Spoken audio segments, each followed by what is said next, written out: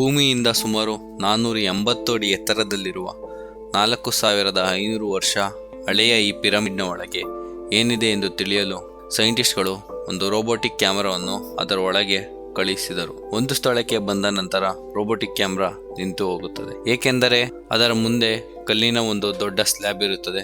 ಸೈಂಟಿಸ್ಟ್ಗಳು think ಮಾಡ್ತಾರೆ, ಈ ಸ್ಲ್ಯಾಬ್ನ ಹಿಂದೆ ಯಾವುದೋ ಒಂದು ರಹಸ್ಯ ಇದೆ ಎಂದು. ಈ ರಹಸ್ಯ ತಿಳಿಯಲೇಬೇಕು ಎಂದು ಅವರೇ ನಿರ್ಧಾರ ಮಾಡ್ತಾರೆ. ಈ ಸ್ಲ್ಯಾಬ್ನ ಡ್ರಿಲ್ ಮಾಡಬೇಕು ಅಂತ ಅನ್ಕೊಂತಾರೆ. ಅದಕ್ಕಾಗಿ ಒಂದು ಸ್ಪೆಷಲೈಸ್ ರೋಬೋಟ್ ನ ತಯಾರು ಮಾಡ್ಕೊಂತಾರೆ ಮತ್ತು ಆ ರೋಬೋಟ್ ಮುಂದೆ ಒಂದು ಡ್ರಿಲ್ಲಿಂಗ್ ಮಷಿನ್ ಅನ್ನು ಅಳವಡಿಸ್ತಾರೆ. ಆ ರೋಬೋಟು ಆ ಸ್ಲ್ಯಾಬ್ ನ ಡ್ರಿಲ್ ಮಾಡಿದ ನಂತರ ಒಳಗಡೆ ಕ್ಯಾಮ್ರಾವನ್ನು ಕಳಿಸ್ತಾರೆ. ಕ್ಯಾಮ್ರಾ ಸ್ಲ್ಯಾಬ್ ನ ಹಿಂದೆ ಯಾರು ನೋಡದ ದೃಶ್ಯವನ್ನು ನೋಡುತ್ತದೆ. ಮತ್ತೊಮ್ಮೆ ನಮ್ಮ ಕನ್ನಡ ಫೈಲ್ಸ್ ಯೂಟ್ಯೂಬ್ ಚಾನೆಲ್ಗೆ ಸ್ವಾಗತ. ಇಂದಿನ ವಿಡಿಯೋದಲ್ಲಿ ನಾವು ಈಜಿಪ್ಟ್ನ ಪಿರಮಿಡ್ಗಳ ಬಗ್ಗೆ ತಿಳಿಯೋಣ. ಈಜಿಪ್ಟ್ನಲ್ಲಿ ಒಟ್ಟು 138 ಪಿರಮಿಡ್ಗಳಿವೆ. ಸಾವಿರಾರು ವರ್ಷಗಳಿಂದ ಅಲ್ಲಿ ಭೂಕಂಪ, ಭಾರಿ ಚಂಡಮಾರುತ ಬಂದರೂ ಪಿರಮಿಡ್ 1 ಇಂಚು ಆ ಕಡೆ ಈ ಕಡೆ ಅಳ್ಳಾಡ್ದಿರನೆ ಅಲ್ಲೇ ನಿಂತಿದೆ. ಅವುಗಳಲ್ಲಿ ಅತಿ ಎತ್ತರವಾದ ಮತ್ತು ದೊಡ್ಡವಾದ ಪಿರಮಿಡ್ ಗೀಜಾದಲ್ಲಿರುವ ಕೂಫಾ ಪಿರಮಿಡ್. ಇದರ ಅಡಿಪಾಯ ಸುಮಾರು 13 ಎಕರೆ ಇದೆ, ಅಂದರೆ 9 ಫುಟ್ಬಾಲ್ ಸ್ಟೇಡಿಯಂನಷ್ಟು ಸಮ. ಅಂದಾಜಿನ ಪ್ರಕಾರ ಈ ಪಿರಮಿಡ್ ನ ಕಟ್ಟೋದಕ್ಕೆ ಸುಮಾರು 23 ಲಕ್ಷ ದೊಡ್ಡ ಕಲ್ಲುಗಳನ್ನ ಬಳಸಿದ್ದಾರೆ ಮತ್ತು ಕೆಲವು ಕಲ್ಲುಗಳು ತೂಕವೇ 50 ಟನ್ಗಳಿವೆ. ಒಟ್ಟು ತೂಕವನ್ನು ಲೆಕ್ಕ ಹಾಕಿದರೆ ಸುಮಾರು 60 ಲಕ್ಷ ಟನ್ ಆಗುತ್ತದೆ. ಇದು ಸುಮಾರು 12 ಬುರ್ಜ್ ಖಲೀಫಾ ಕಟ್ಟಡಗಳ ತೂಕಕ್ಕೆ ಸಮನಾಗಿದೆ. ಆದರೆ ಇಷ್ಟು ಎತ್ತರ ಮತ್ತು ಭವ್ಯವಾದ ಪಿರಮಿಡ್ ನ ನಿರ್ಮಿಸುವ ಉದ್ದೇಶ ಏನಿತ್ತು? ಸಾವಿರಾರು ವರ್ಷಗಳ ಹಿಂದೆ ಯಾವುದೇ ಟೆಕ್ನಾಲಜಿ ಇಲ್ದಿರೋ ಕಾಲದಲ್ಲಿ ಗೋಡೆಗಳನ್ನ ಯಾವ ರೀತಿ ಕತ್ತರಿಸಿದರು? 50 ಟನ್ ತೂಕದ ಕಲ್ಲುಗಳನ್ನು ಸ್ಕ್ವೇರ್ ಶೇಪ್ ನಲ್ಲಿ ಕತ್ತರಿಸಿ ಅದನ್ನು ಯಾವುದೇ ಆಧುನಿಕ ಯಂತ್ರೋಪಕರಣಗಳ ಸಹಾಯವಿಲ್ಲದೆ 480 ಅಡಿ ಎತ್ತರಕ್ಕೆ ಹೇಗೆ ತೆಗೆದುಕೊಂಡು ಹೋದರು? ಇವುಗಳನ್ನು ನಿರ್ಮಿಸಿದ ಇಂಜಿನಿಯರ್ಗಳು ಯಾರು ಮತ್ತು ಪಿರಮಿಡ್ ನ 4 ಮೂಲೆಯಲ್ಲೂ 51.5 ಡಿಗ್ರಿ ಹೇಗೆ ಮ್ಯಾಚ್ ಮಾಡಿದರು? ಬನ್ನಿ ಇದನ್ನೆಲ್ಲ ಈ ವಿಡಿಯೋದಲ್ಲಿ ತಿಳಿಯೋಣ.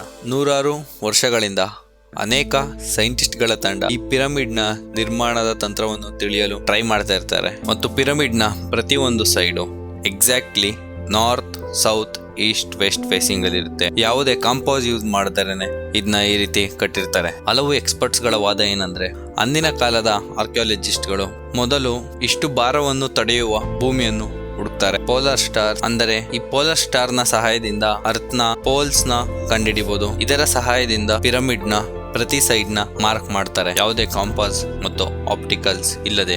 ಬರೀ ಈ ಬೇಸಿಕ್ ಟೆಕ್ನಿಕ್ ಇಂದ ಸಾವಿರಾರು ವರ್ಷಗಳ ಹಿಂದೆನೆ ಈ ಪಿರಮಿಡ್ ನ 0 ಎರರ್ಸ್ ಇಂದ ಕಟ್ಟಿರ್ತಾರೆ. ಮುಂದಿನ ಚಾಲೆಂಜ್ ಭೂಮಿನ ಲೆವೆಲಿಂಗ್ ಮಾಡೋದು. ಯಾವ 13 ಎಕರೆ ಭೂಮಿಯಲ್ಲಿ ಈ ಪಿರಮಿಡ್ ಆಗ್ಬೇಕಿತ್ತು, ಅದೇನಾದ್ರೂ ಲೆವೆಲಿಂಗ್ ಅಲ್ಲಿ ಆ ಕಡೆ ಆಗಿದ್ರು ಈ ಪಿರಮಿಡ್ ಕಟ್ಟೋದು ತುಂಬಾ ಕಷ್ಟ ಆಗ್ತಿತ್ತು. ಈಗ ಭೂಮಿನ ಲೆವೆಲಿಂಗ್ ಮಾಡೋಕೆ ಆಗಿನ ಕಾಲದಲ್ಲಿ ಅವ್ರ ಹತ್ರ ಲೇಸರ್ ಲೆವೆಲರ್ ಇರಲಿಲ್ಲ ಮತ್ತು ಬಬಲ್ ಲೆವೆಲ್ ಇರಲಿಲ್ಲ. ಎಕ್ಸ್ಪರ್ಟ್ಸ್ ಗಳು ಏನ್ ಹೇಳ್ತಾರೆ ಅಂತಂದ್ರೆ, ಭೂಮಿಯ ಸುತ್ತ 4 ಕಡೆನೂ ಗುಂಡಿ ತೋಡಿ ನೀರನ್ನ ಹರಿಸಿ ಒಂದು ಸೈಡ್ ಇಂದ ಇನ್ನೊಂದು ಸೈಡ್ ನ ನೀರಿನ ಮುಖಾಂತರ ಲೆವೆಲ್ ನ ಚೆಕ್ ಮಾಡ್ತಾ ಇರ್ತಾರೆ. ಯಾವ ಸೈಡು ಲೆವೆಲ್ ಇರಲ್ವೋ ಆ ಸೈಡ್ ನ ಚಿಸಲ್ ಮತ್ತೆ ಸುತ್ತಿಗೆಯಿಂದ ಕೆತ್ತನೆ ಮಾಡಿ ಅದನ್ನ ಸಮದಟ್ ಮಾಡ್ತಾ ಇರ್ತಾರೆ. ಮತ್ತು ಕೆಲವು ಎಕ್ಸ್ಪರ್ಟ್ಸ್ ಗಳು ಏನ್ ಹೇಳ್ತಾರೆ ಅಂತಂದ್ರೆ, ಏನ್ಷಿಯಂಟ್ ಈಜಿಪ್ಷಿಯನ್ ಅವರು ಈ ಸಿಂಪಲ್ ಟೂಲ್ ನ ಯೂಸ್ ಮಾಡಿಕೊಂಡು ಕೂಡ ಲೆವೆಲಿಂಗ್ ನ ಚೆಕ್ ಮಾಡಿರ್ತಾರೆ. ಈ ಸಿಂಪಲ್ ಟೂಲ್ ಯಾವ ರೀತಿ ಇದೆ ಅಂತಂದ್ರೆ, 2 ಸೈಡು ಮರದ ಪೀಸ್ಗಳು ಮತ್ತು ಅದರ ಮಧ್ಯೆ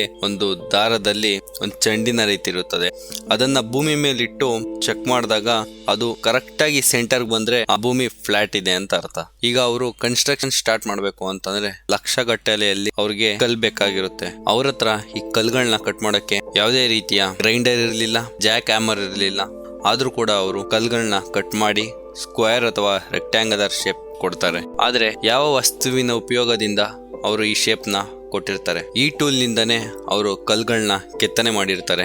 ಎಕ್ಸ್ಪರ್ಟ್ಸ್ ಗಳು ಏನ್ ಹೇಳ್ತಾರೆ ಅಂತಂದ್ರೆ, ಕನ್ಸ್ಟ್ರಕ್ಷನ್ ಟೈಮ್ ಅಲ್ಲಿ ಯೂಸ್ ಮಾಡಿದಂತ ಚೀಸಲ್ ಬರೀ ಕಾಪರ್ ಇಂದ ಅಲ್ಲ, ಯಾಕಂದ್ರೆ ಅವ್ರಿಗೂ ಗೊತ್ತು ಕಾಪರ್ ಕಲ್ಗಳನ್ನ ಕೆತ್ತನೆ ಮಾಡಕ್ಕೆ ಸೂಕ್ತವಾದ ವಸ್ತು ಅಲ್ಲ, ಬೇಗನೆ ಬೆಂಡ್ ಆಗುತ್ತೆ. ಅದಕ್ಕಾಗಿ ಅವರು ಕಾಪರ್ ಜೊತೆ ಒಂದು ಕೆಮಿಕಲ್ ನ ಮಿಕ್ಸ್ ಮಾಡಿರ್ತಾರೆ, ಅದೇ ಆರ್ಸೆನಿಕ್. ಈ ಮಿಶ್ರಣದಿಂದ ಅವರು ಈಸಿಯಾಗಿ ಕಲ್ಗಳನ್ನ ಕೆತ್ತನೆ ಮಾಡ್ತಾರೆ ಮತ್ತೆ ಯಾವ ಶೇಪ್ ಬೇಕೋ ಆ ಶೇಪ್ಗೆ ತರ್ತಾ ಇರ್ತಾರೆ. ಪಿರಮಿಡ್ಗೆ ಕನ್ಸ್ಟ್ರಕ್ಷನ್ ಬೇಕಾಗಿರೋ ಕಲ್ಗಳನ್ನ ಪಿರಮಿಡ್ ಕನ್ಸ್ಟ್ರಕ್ಷನ್ ಏರಿಯಾದಿಂದ 250 ಕಿಲೋಮೀಟರ್ ದೂರದಲ್ಲಿರುವ ಟೋರಾ ಎನ್ನೋ ಪ್ರದೇಶದಲ್ಲಿ ಕಟ್ ಮಾಡ್ತಾ ಇರ್ತಾರೆ. ಅವ್ರಿಗೆ ಮೇನ್ ಚಾಲೆಂಜ್ ಇದ್ದಿದ್ದೆ ಆ ಟೋರಾ ಎನ್ನೋ ಪ್ರದೇಶದಿಂದ 50 ಟನ್ ತೂಕವಿರುವ ಕಲ್ನ ಇಲ್ಲಿಗೆ ಸಾಗಿಸೋದು.